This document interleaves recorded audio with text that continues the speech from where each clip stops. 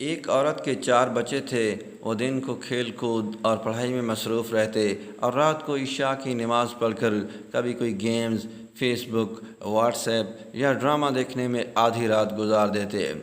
صبح کو 8 بجے اٹھتے، ماں بہت پریشان ہوتی اور اپنے بچوں کو کہتی، بیٹا صبح جلدی اٹھا کریں، نماز قرآن پڑھ لیا کریں۔ بچے ماں کی بات سنتے اور کہتے، امی انشاءاللہ صبح کو آج کے بعد جلدی اٹھیں گے، جماعت کے ساتھ نماز کی پابندی کریں گے۔ رات گزر جاتی لیکن بچوں کا معمول وہی رہا، دیر سے اٹھنا۔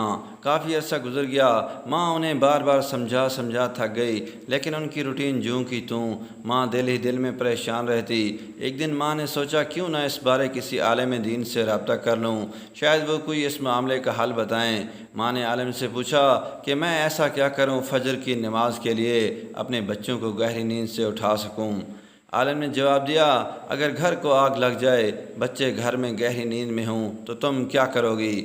ماں نے جواب دیا، میں اپنے بچوں کو جگاؤں گی۔ عالم نے کہا، اگر وہ گہری نیند میں ہوں تو پھر کیا کرو گی؟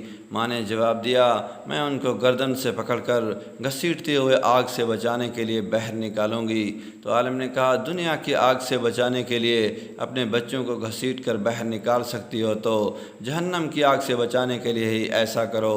دوستو، نماز نیند سے بہتر ہے۔ نماز کافر اور مومن کے درمیان فرق کرتی ہے۔ نماز دین کا ستون ہے، جس نے اس ستون کو قائم رکھا گویا اس نے دین کو قائم رکھا۔ دوستو، اس طرح کی مزید ویڈیوز کے لیے چینل کو سبسکرائب کریں تاکہ آنے والی تمام ویڈیوز آپ تک جلد سے جلد پہنچتی رہیں۔